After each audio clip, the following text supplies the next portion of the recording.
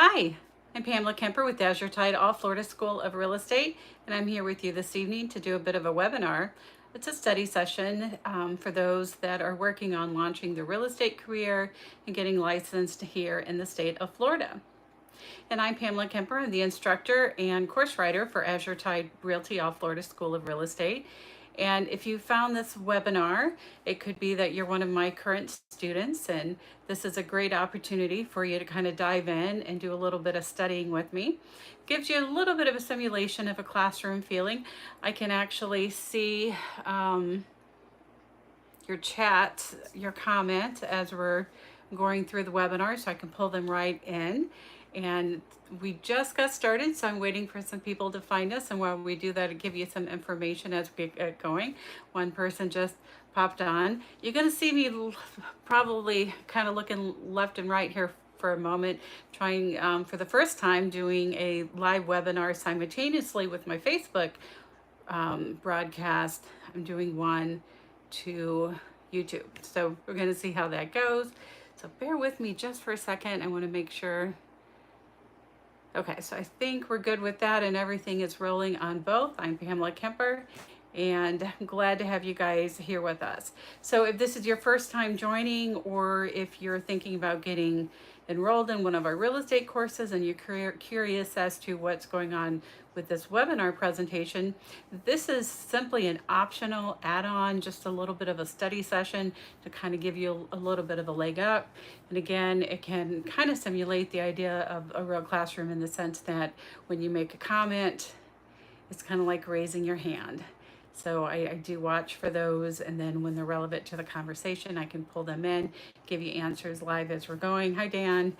Appreciate you finding us tonight. And as I said, this is first time doing this on YouTube, but I believe that I'm going to see those comments pop up there if we have any. And I haven't announced that I was doing on YouTube, so I really don't expect much to go on with that tonight. It's kind of an exciting opportunity to be able to broadcast simultaneously. So again, if you're just finding us, my plan for this evening is I'm not going to keep you too long. I always say that, and I always keep you about 45 minutes. So if for some reason you find that I'm going on longer than where you can participate, you can go ahead and log off. And then, hi, Jonathan, you found it on YouTube. I was just saying this is my first live broadcast on YouTube. Seeing some people find it there, so wonderful. So I'm simultaneously broadcasting on YouTube and Facebook, and I can see your comments. So if when I go through my presentation this evening, if you have a question, go ahead and just put it there in the comments, and then I can pull it right in and answer it live through our session here. So tonight, what I'm planning to do is I'm going to give you a word track. So I've been doing a series in my webinar right out of the textbook, and this book is the book that goes with my real estate course.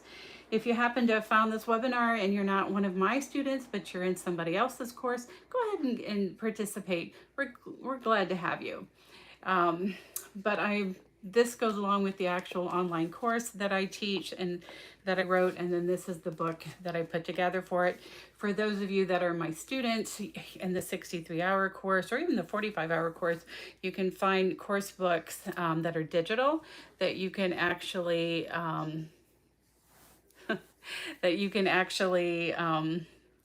download right from your account, from your SkyPrep account. And just watching some of the comments over there. So when you do that, then there's no charge for that, of course, and that's complimentary. It's part of your course enrollment. So you have that. But if you're like me and you want a nice textbook in your hands, I'm kind of old school, we make that available as well. It's print on demand right through Amazon. But if you go to our website at AzureTide.School, look under books, then you can find it and have it shipped out to you. Just make sure if you're using someone else's book or an old book that you're doing the 2024 edition. Our lawmakers did make a bunch of subtle changes over the last few years. So I always like to point that out. So we've been doing this series, working through the book and with the summaries and things like that to kind of help give you a heads up and a step forward in your studying, give you a little bit of advantage with that. But in addition to that, tonight, what I want to focus on is giving you a word track, because I'm confident that you are going to move along from studying and passing these exams, both with your course and then with the state exam. And your ultimate goal is to get into real estate. And one of I'm sorry, my Facebook people aren't going to know. There's a bunch of chit chat going on the YouTube people are definitely a livelier crowd. So, but I'm going to give you a really great word track. I'm going to keep my focus. I'm probably going to look over here a little bit to keep that. So, but this is a great word track for someone that is brand new into real estate. And what it's about, it's how you let people that you know that you're in real estate. And maybe you have kind of a vague acquaintance with them. Maybe they were a good friend, but you haven't talked to them in a couple of years. These are people that are all going to be in your sphere of influence and that can really make a difference in helping you to become successful because they'll know you as a person, they'll trust you, and then they will refer people to you. But first and foremost, they have to know that you're in real estate, and in order to do that. And then they have to trust the process, the fact that even though you're a new agent, that you're going to be well supported by your broker, and that you're well trained, and that you're enthusiastic, and most of all, that you have the integrity to do a really good job with who's being referred to you. So I'm just gonna kind of jump in and give you this word track. And let's say you're picking up the phone and you're calling someone that you know, and you call, hey, hey Doris, and you're like, hey Doris, how are you? This is Pamela. How are you doing? And whenever you do that phone call, just like in anything that you're doing, a little bit of small um, a little bit of small talk is never a bad thing, right? So, you don't want to just jump right into the real estate. So you want to make sure that if your kids go to school together or if you've worked together, that you go ahead and you put some questions out there and you actually ask, how the kids are doing or whatever that connection is. Just take that brief pause. And it's important, make a list and put that in there. Pause, build rapport, just be friendly, because you're going to be so enthusiastic and so ready to get and to announce the fact that you're in real estate, that you need to remember to kind of slow that down. So it's hey Doris, how are you doing? I know it's been a little while since we've had a chance to chat. And how's Jimmy doing? It's, my son George always enjoyed it so much whenever they got together, but they haven't had a chance to get together for a while. So, just kind of go with it, right? You do a little bit of small talk. And then you say, well, the reason I'm calling you is because I wanted to let you know something really exciting. I just got my real estate license and I'm just so excited that I wanted to reach out and let people know that I'm in real estate. And then here's what's different. Everyone's going to tell you to do that. When you start working with the broker, they're going to say, hey, why don't you call and talk to people and let them know. But the difference is in the specifics in what you say to them. So, you're talking to Doris and you've just told her, hey, I'm super excited that I just got my real estate license. And then and Doris is going to be like, oh, wow, that's really exciting. I'm super happy for you, And maybe she's going to say, oh, I didn't know you were studying that. Or maybe she'll say, yeah, I heard you were going to do that. So you ended up passing the state exam. Hear that was a pretty tough thing to do. And you're going to be like, yeah, and I really put all of my effort into it. And I'm really excited because I'm working now with a really wonderful brokerage office and things are really lined up. So I wanted to reach out to you and let you know that I am doing real estate. And it's important to me, and it for you to know that if when the time comes that either you're in the need of doing a real estate transaction or you happen to know someone that's going to want to buy or sell property, that you'd be comfortable referring them to me. So I'm going to, just ask that you keep me in mind when you have these conversations with people. And what I want you to know in doing that is that anyone that you refer to me, I'm going to treat them just like they're my family. And I'm going to make them my priority, and I'm going to take really good care of them. And to assure you that I've done that, I'll be sure to keep you informed of their buying and selling process. Since you're kind enough to refer someone to me, I know that, you're going to want to make sure that I'm following through and doing what I need to do to take care of them. Because after all, you kind of put yourself out there. And I'm probably going to have to delete that. So, but you kind of put yourself out there. So I'm going to take good care of them and make sure that you have the confidence that when you make that referral to me. Does that sound good? Does that sound like maybe you would be comfortable when the time comes that someone who is interested in buying or selling, that you'd be willing to refer them to me? And I promise you, if you approach it like that, they're not going to say no. And then you don't let the phone call go just yet. Wait, you're going to thank them for that and tell them that it's really going to make the difference in you being successful.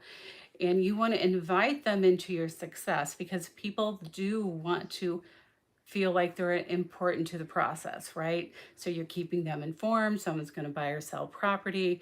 You're keeping them informed. So now they're an integral part of it. They feel important. And they also feel important because you're telling them that part of you being successful in real estate is the fact that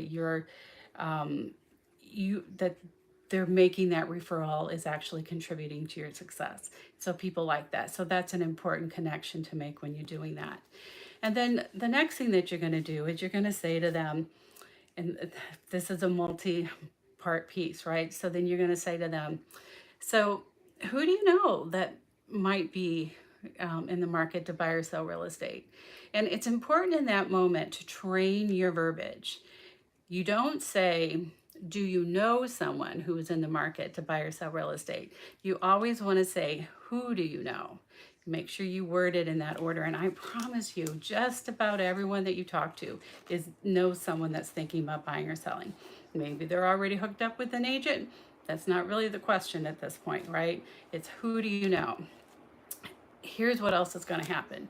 When you say to that person, who do you know that is in the market to buy or sell real estate, their mind's going to go blank. And they're going to say, yeah, I'm really looking forward to helping you out with this, but right now I just can't think of anyone. And you say, okay, that's okay, because that's part of the process, but don't let them go. Instead, you want to think through who this person is and where they are with their life and who they interact with. So, like with the example that I was giving, maybe it was someone that from school, and that the person goes to the soccer matches, and they hold a job, and they go to church, or they have a large family. So this is the key to success, because this is what most people don't do, and it's the piece that will actually take you over the edge to actually get the referrals. So you say to them, because you've just asked them, you've said, who do you know that's in the market to buy or sell real estate? And pretty predictably, they're going to say to you, no one. I just can't think of anyone right now. But if I do, I'll let you know. And you say, okay, well, I really appreciate that. But in the meantime, can I just go ahead and ask you, I was just thinking, you hang out at the soccer team in practice all the time, right? Yeah, but we really enjoy that. And you say, well, I was just wondering, have you had any conversations with any of the other parents, or maybe the coach or the teachers that might be in the market? Do you think anyone's there might be in the market? And then suddenly they're going to stop, and they're going to actually start thinking through, and their brain isn't going to be kind of frozen. Everyone just kind of blanks out usually when you ask that kind of question in the cold. They weren't prepared for it. And so then they're going to like mentally start chucking through the conversations that they had. And they may or may not have an answer for you. More than likely, they're still not going to know anyone. So then you go to another area of their life, and you're like, well, that's great. If you happen to come across someone, if you wouldn't mind, again, passing on my information. But also, can I ask about work? Do you think there's someone at work that is in the market to buy or sell real estate? And now they're going to start going through those people. And you'll be surprised how often, by the time you go through 2 or 3 areas of their life, where suddenly when they were telling you, no, I don't know anyone that's in the market to buy or sell real estate, suddenly they're like, oh, You know what? I think I heard that Mary at work was actually thinking about listing her property. She was talking about it at the water cooler, that she was trying to figure out what her property is worth. Okay, so now what you want to do is you want to say to them, and to this person that you're talking to, you're going to say, great. And would you be comfortable making a referral to Mary to let her know that I'm in real estate, and knowing that I'm going to take good care of her? And again, I'm going to keep you fully informed of the process, so you know that I didn't just drop the ball with that. And so then she's going to be like, well, yeah, I would definitely be willing to do that. Now that we figured out that it's Mary would be very open to talking to you, I think. And then you want to say to her, well, I you have Mary's information that you'd be willing to share with me, and she's probably going to be yes or no, but it doesn't really matter, because what you're going to do is you're going to transition that to, well, I'm sure Mary doesn't just want me to call her out of the blue, right? So what I'm asking, would you mind if you got with Mary and actually told her about me, and made a direct referral, and let her know, say, hey, Mary, I understand you might be wanting to know how much your house is worth. Would you mind talking to my friend?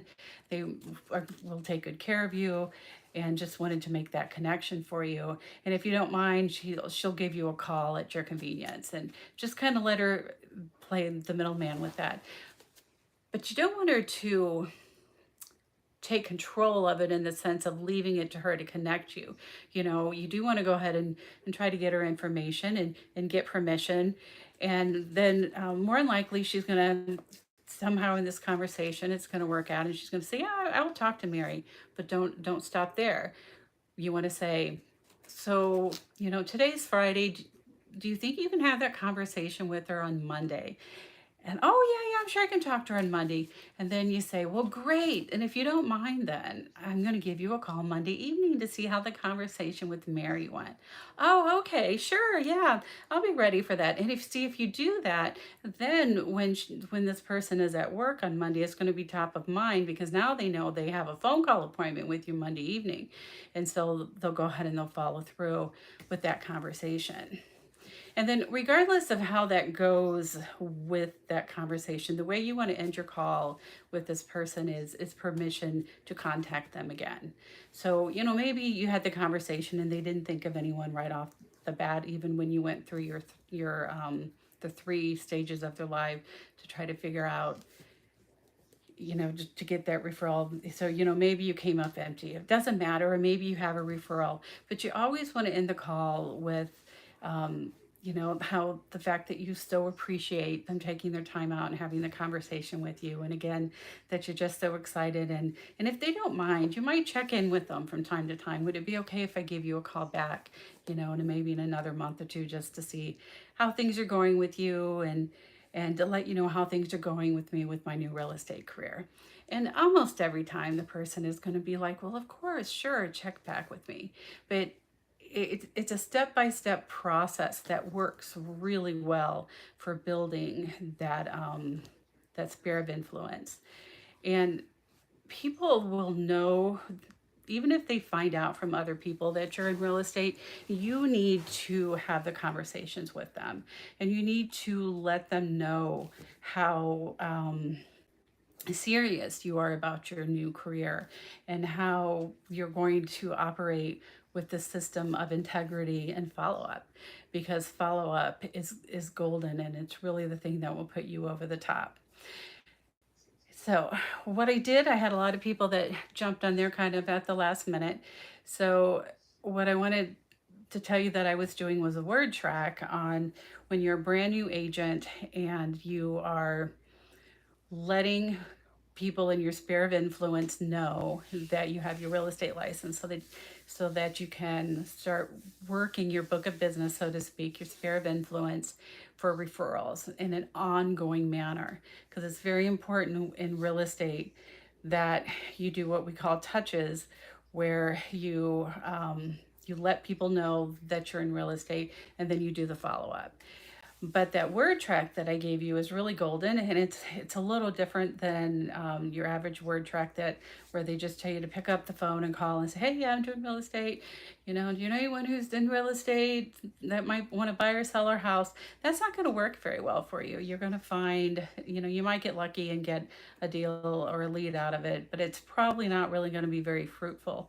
You really want to back up and listen to that word track and break it down, because um, it's not mine, actually. It's one that I was trained with years ago, and it is in the industry. It is considered kind of the golden egg for working people and nurturing and getting that sense of partnering with the person that you're speaking with to get the referrals from. So I think you will really appreciate that.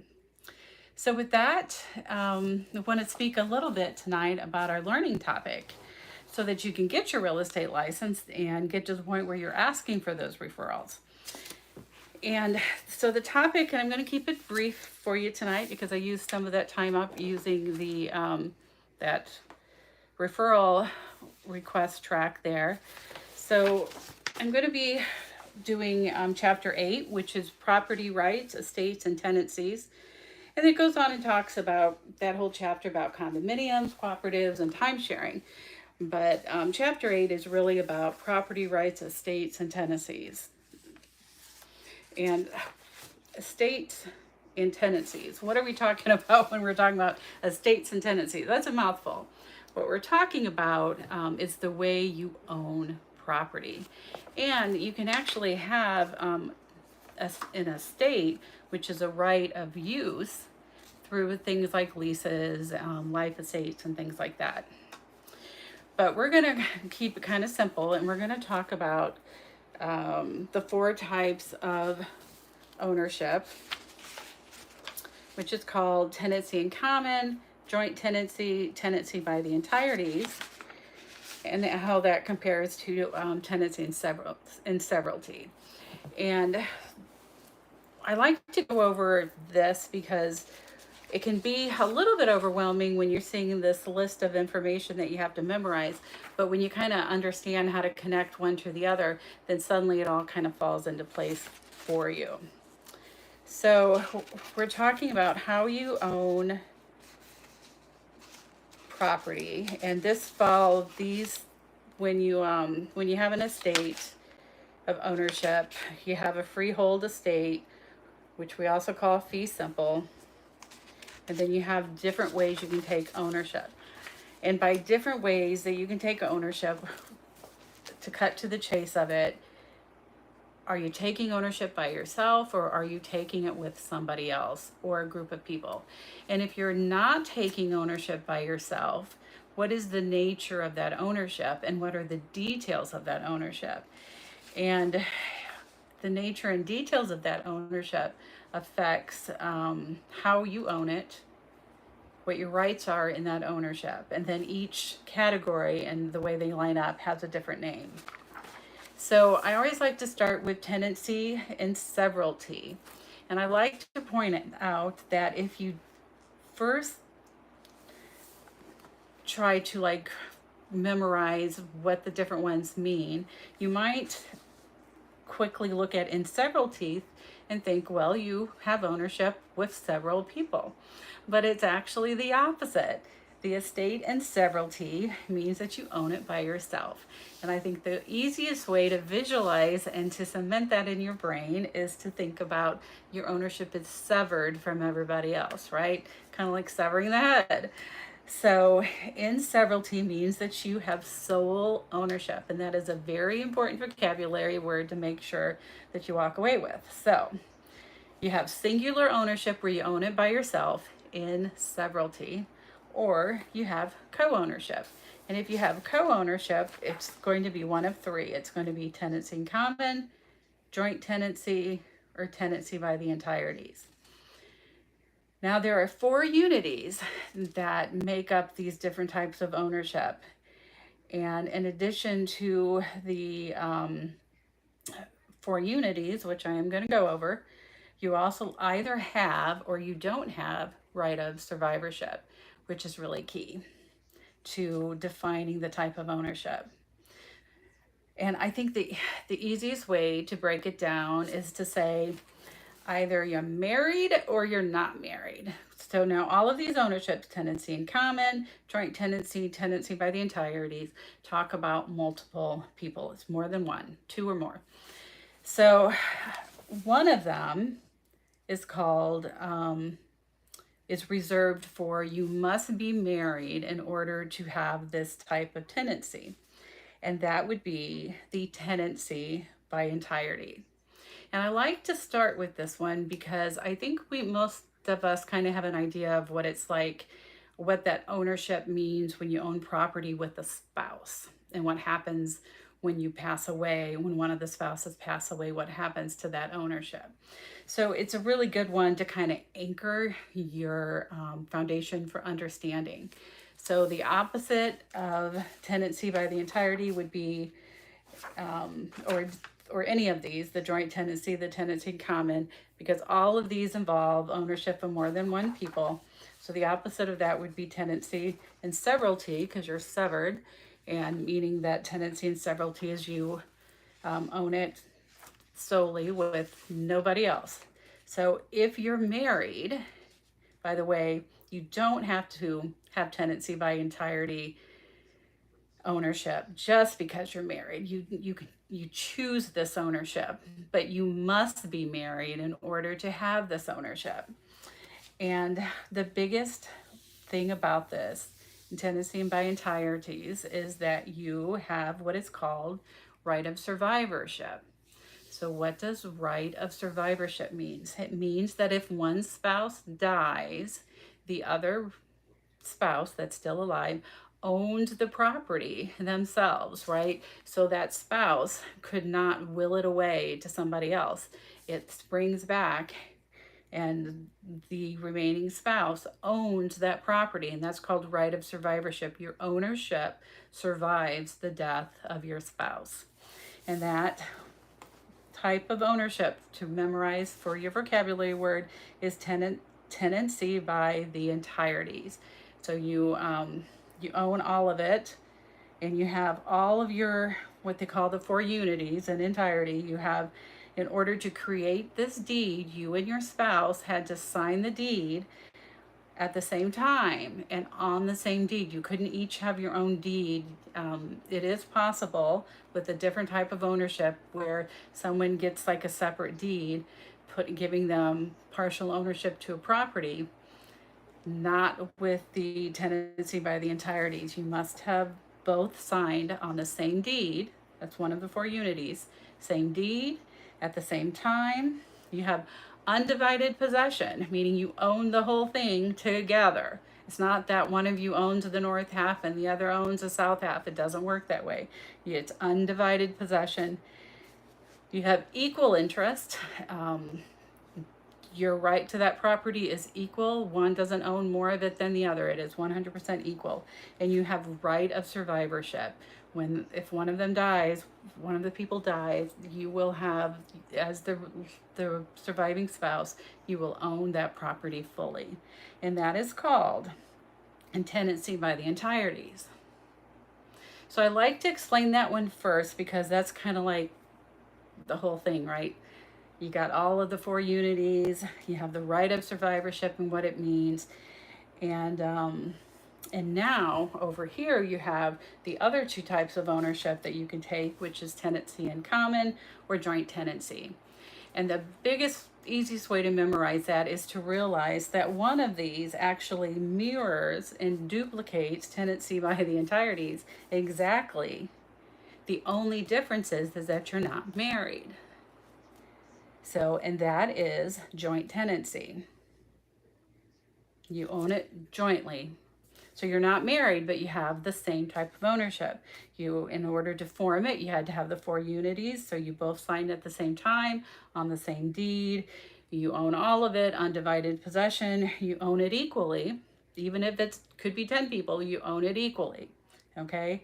And you have right of survivorship. They can't will it away, which is very important.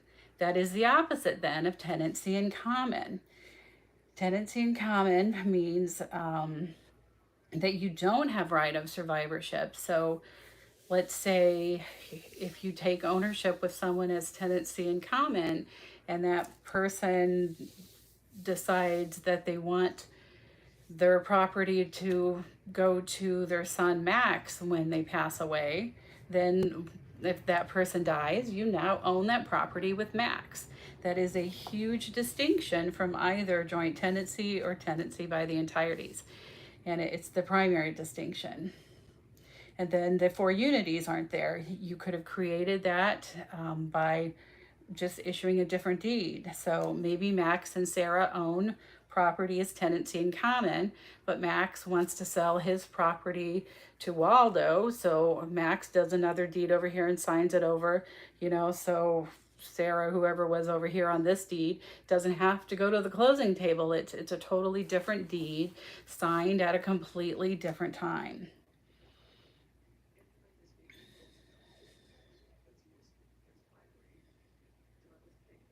So the four unities: same time, same deed, undivided possession, and equal interest in that right of survivorship. Those are your key elements that you're looking for when you're answering the question, and pairing it to the vocabulary word joint tenancy or tenancy by the entirety. And then you have to ask yourself which one of those goes when you're married, and that is tenancy by the entireties. And then again, tenancy in common, joint tenancy, tenancy by the entireties, or for multiple ownership, more than one person, which is the opposite of tenancy and severalty, which is when you own it severed from anybody else and you own it all by yourself. Now, the interesting thing about learning about title is that you cannot counsel your clients on how to take ownership, right? That is something for the title company to do. Remember, we have to stay in our lane. It's interesting because you'll learn a lot about mortgages, you learn about title work, all kinds of stuff when you take your real estate course, and you must know it because you must be able to test out on it. But when it comes to the practice of real estate, you don't practice law, right? You're not a mortgage broker, you don't practice law, and you don't counsel and title work. But what you can do is you can explain to your clients that how they take ownership is very important to them. And you're just as likely to do deals with multiple owners today that are not married as you are with them being married. It's just kind of the way of our society. So you really need to stop and let them know that how they take that ownership is very important, because if you take ownership as tenancy in common and something happens, they're going to own the property with somebody else, right? Unless there was a very clear will that you're confident, because wills can be changed, right? So you really have to be forward thinking in how you set yourself up when you take ownership. You have kids with somebody and that person dies, then you now technically own the property with your kids if you had a tenancy in common. And then you could find that things are put into an estate. You could have problems when you go to sell the property. I actually know someone that actually had issues with that. So how you take ownership is very important. You want to be very, very thoughtful. So again, you can't counsel your clients on how they should take ownership, but you can let them know that they really need to have those conversations so when they go to the closing table with their title company or title attorney, to make sure that they take it in a way that matches the intention that they want for the long run. So I hope you guys will take some time to go through the script that I gave you on how to ask for referrals. If you slow that down and kind of listen to it for a few times and maybe take some notes, I think you're going to find that it's really helpful, and it can be a real game changer when it comes to setting yourself up to be successful in business. And with that, I'm going to let y'all go this evening. I've had you on here for quite a while. And this is, as I said, this is Azure Tide Realty, All Florida School of Real Estate, and I'm Pamela Kemper, and you all have a wonderful night.